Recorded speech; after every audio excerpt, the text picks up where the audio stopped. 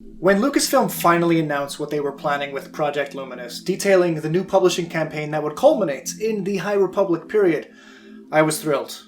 It's an era we've yet to explore in canon or legends, and it's far enough from the Skywalker saga to be a wholly new story for Star Wars, but not so much that the galaxy far, far away seems unfamiliar. And now, a year later, the first wave of titles has arrived. I've read them all, and I've enjoyed them enough that I've actually read most of them a second time.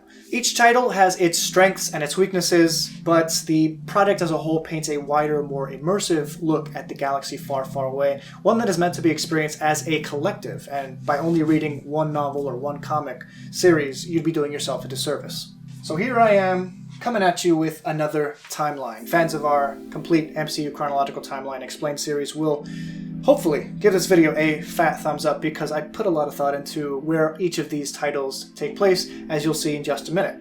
Heads up though, there will be minor spoilers for each title on the list, as they all revolve around three primary events: the Great Disaster, the Battle of Kur, and the dedication of the Starlight Beacon. Some titles are very specific about how much time passes between events in its own chronology, and others are less likely to be very specific about the time frames that they exist in. And this causes what I perceive to be pretty big plot holes when it comes to the timeline of the High Republic, but we'll get into that at the end of the video because that gets into more spoilery information. So when does the High Republic take place? The events in this era are said to occur some 200 years before the start of the prequels. The reference book, the Star Wars book, claims the dedication of the Starlight Beacon occurred 232 years before the events of the original Star Wars film. So 232 BBY, before the Battle of Yavin. But at what point in that year any of these items take place? No idea. So we've placed the first event at day 1 of 232 BBY. This list includes all canon novels, short stories, and comics released to date. If you're interested in any title that you haven't read yet, please be sure to find a link in the description down below to grab yourself a copy. Let's begin. Technically, the third novel in this series, Claudia Gray's Into the Dark, takes place at the very least 2 days before anything else in the entire series, but I do not recommend starting here, and I'll explain why in just a moment. The first true title on this reading order is actually a short story written by Charles Soule called Starlight, Part 1, Go Together, published in Star Wars Insider number 199. We follow the husband and wife duo Joss and Pika Adren, the team of contractors tasked to oversee the construction of the Starlight Beacon. Starlight is a Republic space station in the Outer Rim that's been commissioned by Chancellor Lina Soh to oversee the Republic's expansion out of the core worlds and into frontier space. It will serve many purposes once completed, but most notably it will house one of the biggest Jedi temples in the galaxy, and the Jedi will serve as beacons of hope to a new corner of that galaxy. Joss and Pika Adren are finishing the final touches on Starlight when something goes horribly wrong. The short story takes place over 2 hours and serves as a prologue to the events of Light of the Jedi, the next title on our list. In Light of the Jedi, a massive galaxy-wide event shakes the Republic to its core and forces all the hyperspace lanes to close. Somehow the impossible has happened, and a large ship has derailed from hyperspace and has sent its many sections splintering across the galaxy, emerging at top speeds at random locations to devastating effect. These emergences would later be called the Great Disaster, and its individual emergences are often highly deadly, especially when they appear near inhabited systems. The first of these emergencies find its way to the Hetzal system, and thankfully there are Jedi in the vicinity who have just come from checking in on the completion of the Starlight Beacon project, who are able to find ways to aid those in need.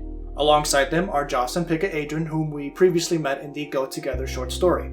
The book is broken into 3 parts, and the first part encompasses the initial events leading up to the Great Disaster and the Jedi's involvement in the Hetzal system. It's important, in my opinion, to read this novel before diving into any of the other novels or series in the High Republic, just because it introduces the galaxy anew to the reader. It's packed with exposition and introduces many of the characters and Jedi that we'll likely be following throughout the following novels. Avar Kriss, Burryaga, Elzar Mann, Sskeer, Jora Malli, Loden Greatstorm, Bel Zettifar, and many, many more. There are a number of point-of-view chapters ranging from Jedi to non-Force sensitives, and even a significant portion to the emerging threat in the galaxy, the Nihil. The Nihil, a unique band of space pirates, have become a name to be reckoned with in the Outer Rim, and despite the hyperspace lane closures, they seem to have a mysterious and heretofore undiscovered grasp of hyperspace travel and are led by the sinister Marchion Ro. The galaxy-wide scope of the troubles the Jedi face in Light of the Jedi make this a unique place to start this new era of Star Wars as you meet most of the major players and understand what's at stake. The novel occurs over a period of roughly 35 days and ends at the dedication of the Starlight Beacon. By the way, if you don't already have an Audible account and you'd like to give this book a chance for free, please be sure to find the 30-day free trial in our description below.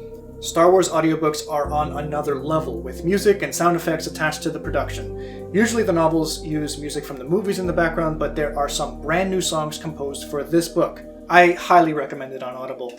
Clicking the link in the description down below for a 30-day free trial will give you any free book from the Audible library, and 2 free books if you already have a Prime membership. It'll also, give us a little kickback. The next book you'll want to read is Claudia Gray's Into the Dark, a self-contained adventure that is heavily derailed by the events of the Great Disaster and the Battle of Kur. Though this story begins slightly before Light of the Jedi, Into the Dark doesn't do much in the way of explaining the events occurring on the other side of the galaxy, and it may come across as unsatisfactory if you're waiting to figure out the overarching mystery, which is why I don't place this book at the start of this reading order. The story follows 17-year-old apprentice Reath Silas, whose master Jorah Mali was recently assigned to command the Jedi Quarter of Starlight Beacon. Master Jorah heads out on the assignment early, and Reath follows her some days later. He's joined by several Jedi: Des Rydan, the adventurous former Padawan of Jorah Mali, Comac Vitus, a Jedi folklorist, and Orla Jareni, a Wayseeker Jedi. Piloting the vessel to Starlight are Leox Gyasi, Afi Hollow, and Geode, who become integral in aiding the Jedi to safety after the Great Disaster knocks them off course. While awaiting for the hyperspace lanes to reopen, they make their way to an ancient abandoned space station where they find a dark presence that has gone undisturbed for centuries. This book is also our first introduction to the Drengir, a sentient race of plant life steeped in the dark side of the Force. Into the Dark takes place roughly over 37 days and ends at the dedication of the Starlight Beacon, but in so doing it also introduces a couple plot holes that we'll get into at the end of this video. Justina Ireland's middle grade novel, A Test of Courage, comes next on our timeline. Newly knighted Jedi for Nestra Ro, along with young apprentice Imri Canteros, are stranded on a toxic jungle moon after their ship, headed for Starlight, is destroyed by the Nihil. Now they must find a way off the moon, while also keeping their other party members, the mechanically minded Avon Staros, her droid J6, and the sullen Honesty Weft, alive. This novel is perhaps the most descriptive of the books in terms of what occurred on each day, so counting the 8 days from start to finish is pretty clear. This story ends likely the day of or the day after the dedication of the Starlight Beacon. For the 5th item on this list is Cavan Scott's The High Republic #1, published by Marvel Comics. Apprentice Keith Trennis and Jedi Master Skier are cutting it close to missing the dedication ceremony of Starlight, but Keith Trennis is attempting to complete her Jedi trials before they leave the planet Shuridan. In so doing, Keith must attempt to save a nearby Zimpi city from destruction. The issue ends like most titles on this list at Starlight Beacon and spans just a bit over more than 9 hours. More on this in a moment. Next we jump away from the comics and back to a short story, Starlight Go Together Part 2, which effectively serves as an epilogue to Light of the Jedi. You can find that in Star Wars Insider 200.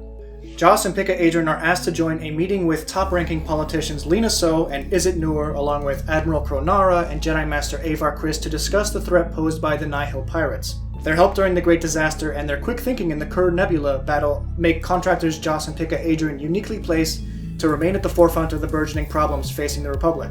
This occurs the morning after the dedication of the Starlight Beacon and serves as an epilogue to Light of the Jedi, and likely the High Republic #2 also occurs on that very same day, and sees the newly knighted Keith Trennis take on her first mission alongside Skier and the Jedi twins Karet and Tarek. The mystery takes them to some pretty horrific scenes, and Master Skier is acting strangely irrational. Daniel Jose Older's first issue of the High Republic Adventures, published by IDW, occur semi-concurrently to the events in Marvel's The High Republic series, if we are to believe this occurs shortly after Yoda and his Padawans leave from Starlight. The story follows Master Yoda and a group of younglings who've recently visited Starlight Beacon attempt to aid the victims of a new hyperspace emergence, but they meet some unexpected foes in the Nihil along the way. This also probably occurs the day after the Starlight dedication.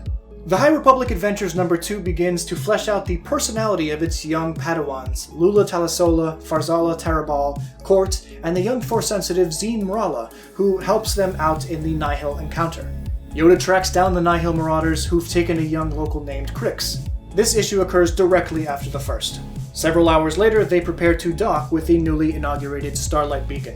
Some short hours pass after the events in issue #2, but in the High Republic #3, we begin to get some serious answers as to the new threat lurking on the surface of Sedri Minor. After Koret is captured in the previous issue, his twin, Tarek, begins spouting some truly dark phrases, and Sskeer appears to be continually affected by it all. This comic introduces the Drengir to the Jedi, including Avar Kriss. And that's it so far! Now for the plot holes, which gets into some pretty spoiler-heavy areas. Plot holes are unfortunately one of the more unavoidable things when it comes to a big collaborative effort like this, as it's so difficult to keep everything in place. The biggest plot hole for me occurs with the Battle of Kur. In Light of the Jedi, the Battle of Kur sees the deaths of Jedi Master Jora Malli, along with Nihil Tempest Runner Kasif Miliko, and occurs near the end of the novel. Much occurs between the Jedi convening on Coruscant at the start of Part 2 and the Battle of Kur, and presumably this battle occurs some days before the Starlight dedication. This notion of it occurring shortly before the dedication is furthered in A Test of Courage, whose length spans just over a week. And the Nihil featured at the start of the story are under the impression that Kasif is still alive, so this checks out. But reading Into the Dark creates some serious issues. We hear that the Jedi are convening in Coruscant in Into the Dark, and some short days later, presumably, Reath Silas learns that his master, Jora Malli, is dead. At the end of the novel, instead of jumping several days to the Starlight dedication, it says that several weeks pass. In this instance, I think Into the Dark is at fault. A second plot hole opens up between A Test of Courage and the High Republic #1. At the end of A Test of Courage, Keeve Trennis and Sskeer save the stranded teens and bring them to Starlight Beacon on their way back from the planet Shiraden, and the book says the journey took almost 2 days. In the High Republic #1, the Jedi are worried about Keeve and Sskeer because they cannot ascertain their whereabouts, and the Starlight dedication is 9 hours away. Keeve eventually reaches out to Starlight at that point, so they now know of their location. This means that it cannot possibly be almost 2 days between the Forest Moon that Vernestra and friends are on and Starlight Beacon, because the comic clearly says it needs to be under 9 hours between there and Shiraden.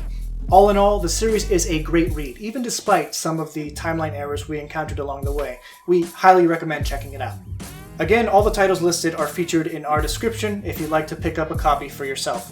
Thanks, as always, to our patrons over at Patreon for their donations, helping us keep the lights on and keeping us creating new content on a regular basis. If you'd like to help support us here at Geek Critique, consider a small donation at our Patreon link in the description. We'd really appreciate it.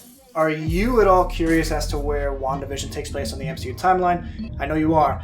Please be sure to click this card right here to find out where we place it on the timeline. But if you want more Star Wars content, please be sure to click this video right here. It's a theory on where Grogu's true origins lie. Anyway, please like and subscribe. Thanks so much for watching. Please like, don't dislike. That would be really mean. Please, have a good one.